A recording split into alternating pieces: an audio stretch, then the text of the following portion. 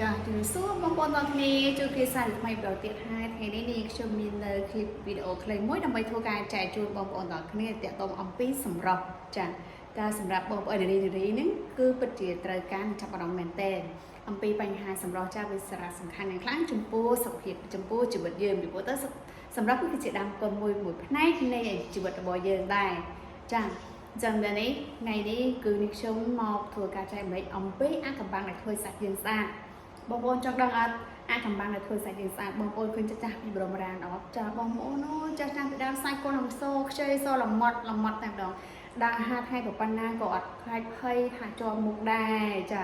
ហើយមិនបាច់ភ័យថាអូខ្លាចអាឡែកស៊ីជាមួយពេលលើថ្ងៃឬក៏អាឡែកស៊ីជាមួយរបស់នេះរបស់នោះប្រើលេច្រើនពេកការខាត់ស្បែកស្បែកគឺនាំឲ្យមានភ័យណាស់ចាហានិភ័យខ្ពស់គ្រោះថ្នាក់ក៏ច្រើនដែរពីបញ្ហាមហារីកស្បែកថ្ងៃនេះចាដើម្បីជាការចែកចម្លែកខ្ញុំឃើញថាសង្វេគចំពោះបងប្អូនរៀនមួយចំនួនដែលគាត់ប្រើប្រាស់នៅផលិតផលខុសចាអញ្ចឹងទៅពួកខ្ញុំខិតខំស្រាវជ្រាវរកនៅក្បួនបរមរានក្នុងការថែទាំសាច់របស់គាត់ចាដោយវិធីណាចឹងថ្ងៃនេះនាងខ្ញុំក៏បានឃើញសារព័ត៌មានដែលនៅឃើញប្រវត្តិសាស្ត្រជាប្រវត្តិសាស្ត្ររបស់ព្រះនាងជនជាតិចិនហ្នឹងចាគាត់ថែទាំនៅសាច់របស់គាត់សុខភាពរបស់គាត់ដោយប្រើប្រាស់របបអាហារចាប់ផឹកទឹកទាំង6ប្រភេទចាបងប្អូនណាគឺផឹកទឹកតែ6ប្រភេទទេផឹកទឹករុក្ខជាតិហ្នឹងចាគាត់បានយកមកស្ងោរមកចូលជាមួយគ្នាគាត់ផឹកជាប្រចាំបងប្អូនចង់ដឹងអត់អាទឹក6ប្រភេទហ្នឹងមានអ្វីខ្លះចាទី1គឺទឹកខ្មុំចាប្រទេសយើងគឺសម្បូរណាស់បងប្អូនប្រហែលជាស្គាល់ហើយតម្លៃគោមិនថ្លៃណាស់ណាដែរយើងអាចទទួលយកបានចាអញ្ចឹងបងប្អូនផឹកជាប្រចាំថ្ងៃនេះអាចជួយបន្សាបជាតិពុលក្នុងខ្លួនយើងក្នុងស្បែកយើងបាន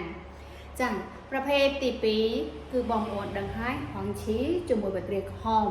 ចាគឺសាច់បត្រាហងឈីហ្នឹងគឺបងប្អូនទៅហាងតាមចិនសាយទិញទៅគឺមានបងប្អូនយកមកវិញដាំជាមួយបត្រាក្រហមផឹកជាប្រចាំថ្ងៃចាប្រភេទទី3គឺផ្លែប៉ោមជាមួយបត្រាក្រហមបងប្អូនដឹងថាផ្លែប៉ោមមិនស្រាប់តែយើងញ៉ាំទាំងស្រស់នោះទេគឺយើងអាចយកមកស្ងោរជាមួយផ្លែបត្រាក្រហមយើងផឹកទៅធ្វើសាច់យើងស្អាតស្បែកយើងភ្លឺសម៉ត់រលោងចាទី4គឺទឹកក្តៅអ៊ុនចាបងប្អូនក្រោកពីដំណេកជាប្រចាំថ្ងៃគឺបងប្អូនត្រូវតែផឹកមួយកែវចុះក្នុងសីតុណ្ហភាពដែលក្តៅល្មមកុំឲ្យក្តៅខ្លាំងពេកណាបងប្អូនចាផឹកជាប្រចាំថ្ងៃបើជាពិសេសបងប្អូនមួយចំនួនបងប្អូនមួយចំនួនបើចង់ឲ្យសាច់ស្អាតសុខភាពល្អកាប់បន្ថយញ៉ាំទឹកកកញ៉ាំទឹកក្តៅអ៊ុននេះជាប្រចាំចាទី5គឺទឹកកលាបណាបងប្អូនដឹងហើយការកលាបមិនមែនសម្រាប់តែយើងយកមកជូនសង្សារទេការកលាបនេះគឺជាឱសថពិសេសមួយសម្រាប់ផ្នែកនៅសម្រស់របស់យើងបងប្អូនឃើញហើយប្រទេសអភិវឌ្ឍមួយចំនួនគឺគាត់យកការកលាបនេះដើម្បីផលិតជាគ្រឿងសម្អាងដើម្បីយើងមកលាបមុខវិញចាហើយទី6នេះគឺ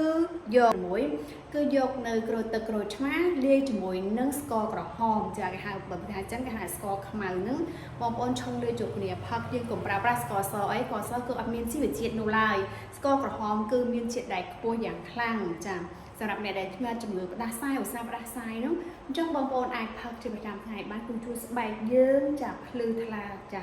តាមម្ដងណាបងប្អូនអានឹងឯងគឺជាវិធីចាយលុយដុតតិចប៉ុន្តែធានានៅសុវត្ថិភាពសម្រាប់យើងកាន់តែស្អាតក្មេងជាងវ័យតែម្ដងចាអញ្ចឹងសូមអរគុណចំពោះការតាមដានទស្សនារបស់បងប្អូនទាំងគ្នាជួបគ្នានៅការក្រោយទៀតបាយបាយ